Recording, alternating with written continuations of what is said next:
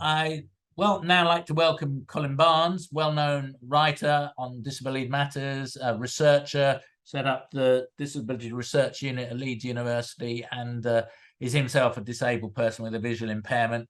So, Colin, what have we learned from our history, both our recent history as forming a disability movement and going back further, that we need to know to make sure that we as disabled people have good well-being and challenge the things that oppress us and stop us having a good life? Okay.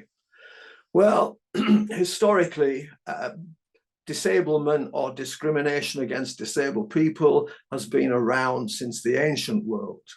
Over the years, it's changed substantially, but it's still with us. The unfortunate thing is that institutional discrimination against people with impairments is endemic to most Western societies. The first thing that we have to remember, and it's important to remember, is that impairment is a common experience. It is not something that's peculiar to a particular section of the community.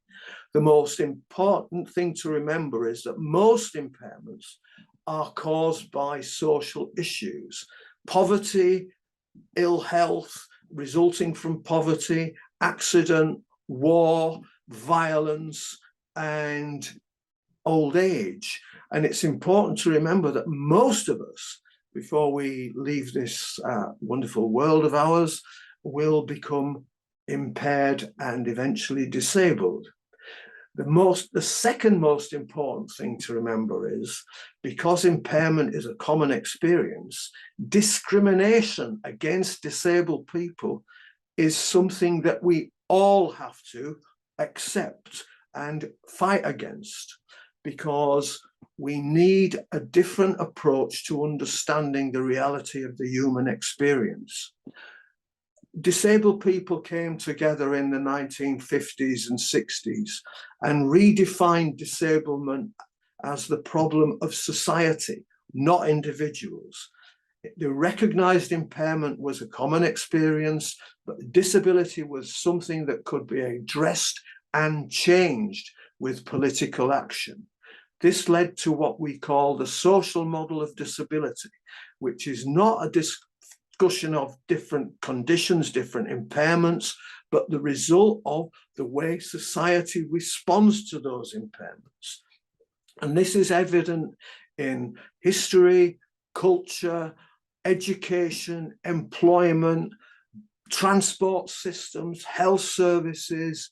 Most people assume impairment and disability can be explained with reference to what's called the medical approach to disability, which suggests that the limitations of our lifestyle are results of our impairments.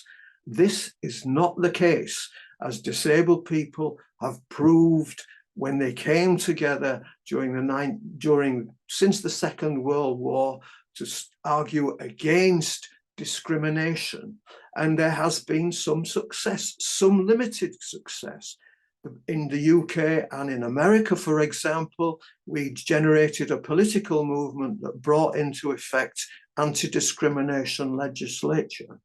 It's a sad state of affairs that that legislation has never been put fully into practice. And this is one reason why, for the future, disabled people must come together and become politicized. Without political action against discrimination against disabled people, there will be a continuation of the sad state of affairs. And unfortunately, the way the world is moving at the moment, it seems that the politicization of disablement is more important than it has been for the past 20 years. We've got the UN Convention on the Rights of Persons with Disabilities, as they call it, using American language, but here the government says disabled people, so we're one up on that. But we've got this convention, but most countries have ratified it, but they're not implementing it. Why do you think that is? Why aren't we getting the implementation of this human rights agreement? Because basically disability or disablement And to address issues around impairment and disability costs money. And we live in a modern world which is dominated by finance and the need to generate wealth. Not wealth for everybody, but wealth for the powerful. Because one of the things that's so terrible about the last 20 years is, and particularly last 10 years, 12 years, that Britain, for example, poverty is increasing, and poverty generates impairment and ill health. And this is something which is unfortunate about the modern world. It is not geared to generating wealth for equality. It's generating wealth for inequality. And that's something which we all must fight against. Do you think, Colin, that talking about young people in schools, all young people, schools and colleges, that there should be some understanding of what you've been saying as part of the curriculum? So, and I think, Richard, I think it's fundamental. And having experienced education, when I went to mainstream schools, to be honest, visually impaired wearing glasses and stuff, I didn't have a problem, because I was brought up not to be intimidated by the fact that I wore glasses or anything like that. And since then, my grandkids don't even think about disability in the same way that conventional children who've not come into contact with any idea of disability as a problem for society rather than the individual. I think education has to address the reality of impairment and the way society responds to it. Because, as I said right at the very beginning, impairment is a common experience, and it's a reality of life.